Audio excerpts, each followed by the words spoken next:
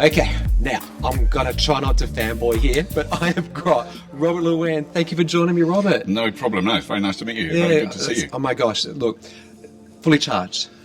I've been watching it since, I reckon, 2010 when it started. That's when it started, yeah. Yeah. I'm probably one of the earliest subscribers. They're almost at 1 million, so if you haven't already, do subscribe. Thank you. And just now, the whole team's expanded and the stuff you're covering is amazing. Yeah. What's your favourite story to date? Could you even answer that? It's really hard to know. I mean, I think there isn't really one specific thing. I think what's emerging, and it's emerging in the sort of in the industry, if you like, in the kind of clean technology kind of revolution we're going through. It's certainly a kind of another industrial revolution, is the convergence of all these different disparate things. So, you know, there's electric cars. Well, so what? They're just cars, but they're electric. And then there's solar panels on your roof, yeah, whatever. And that's, you know, very common in Australia. And then there's batteries in your house, and you're starting to go, oh, and then you can join the car to the battery to the house to the solar panels. Oh, wait a minute, hang on. Yeah. And as that's expanding rapidly, and then the things that we're seeing around the world, here in particular as well, things like community batteries, so that it isn't someone's, you know, it's all right for fancy people who've got enough money to buy the Tesla and the batteries and the solar, but it can be distributed throughout a community who haven't, maybe their building isn't suitable, or they can't afford a battery, but they can have the advantages of it. Because once you've seen that triumvirate, the advantage of solar batteries and electric vehicles, then you then go, why am I burning fossil fuels to do anything? Yeah, you know? Exactly. So it does. So I think the big picture is, which I've sort of heard talked about in theory 10 years ago or 5 years ago, but it's really becoming a practical reality now. It really is, isn't it? And, you know, I can recall a story that I think you covered over in Saudi Arabia, and there was like a village, a community, a town there, and everything they were doing, from the design of the buildings to the solar, it was all just integrated. And I think this is probably where the next journey is going to be for Australia and the world, I hope. Yes. No, it was in Dubai. That's and it was a sustainable city. And it's when you see stuff on that scale. And I mean, they're dealing with temperatures that you barely get even in Australia. I mean, it's hot. Yes, okay. And it was one of those things where I think when I interviewed one of the people there, I was wearing a black shirt because I thought, when I sweat it won't show. It looked terrible because you get the salt stains, and I had to take that off and put something else on. I think it was about 44 degrees centigrade when we were outside, so it's quite warm. But amazing. And then you walk in this building and it's really cool, like in an Australian building with massive air conditioning. There was no air conditioning. Whoa. So it was insulated to such a degree. There was airflow through it. And I don't know how they do it. I mean, they used a lot of old technologies, big chimneys, which pull the hot air up.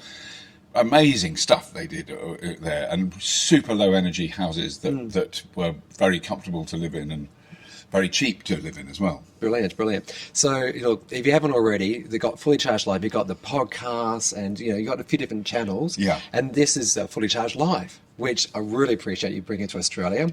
You know, you got your Aussie link here, so I get that. And you know, the last few years have been difficult, and so thanks for bringing it over here. Yeah, but it did get delayed a few times because of obvious reasons. Exactly. But it's been amazing this year, and I've just got to tell you one thing, because when we do the show in the UK. Last year, far bigger. It's a really enormous show now in the UK. We've been doing it for 4 or 5 years there. And we had, I don't know how many, over 30,000 attendees, and 50 people turned up on the day and bought tickets. We didn't even think anything of it, you know, that's what, yesterday, 1,000 people turned up here and bought tickets on the day. Wowza. Which we went, what is that? And somebody, an Australian guy who works here went, yeah, but you don't want to plan ahead, not Australians.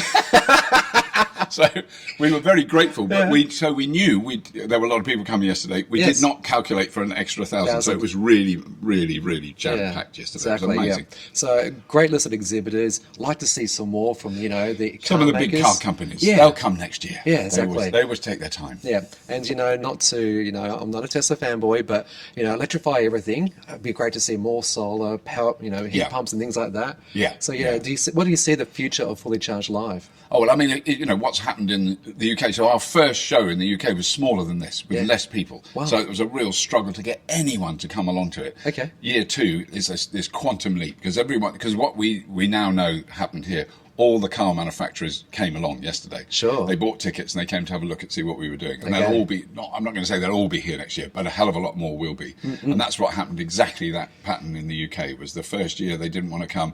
And we've got the cars there because we asked people who owned them, can you bring it along and put it on display so people can see it? And, and that's kind of what was happening here this time. Although we've got some big manufacturers here. Definitely. I mean, I think it's fair to say BYD, not a small part-time manufacturer, one of the biggest car makers on the planet. Agreed. And they're here big time. So, and MG are here, Polestar, as you said.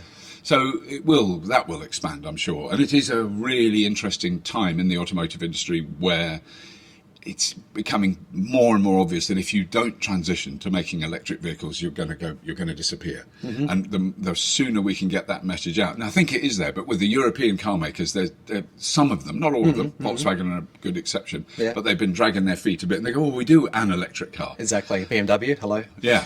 Do all of your cars electric and we'll be interested. Yeah, agreed. They should look to Volvo. 2026, hello. Yeah. Okay. Exactly. All right. Well, look, thank you so much for coming on. I really do appreciate it. Keep up the great work. And our Fully Charged Live is Melbourne. Maybe? Oh, yeah. Maybe. We've had a lot of people say that to us. Okay. Just a suggestion. It's on the list. Okay. There you go. You heard it first here. Okay. Again, thanks so much. And I really appreciate it. Great stuff. Cheers. Thank you.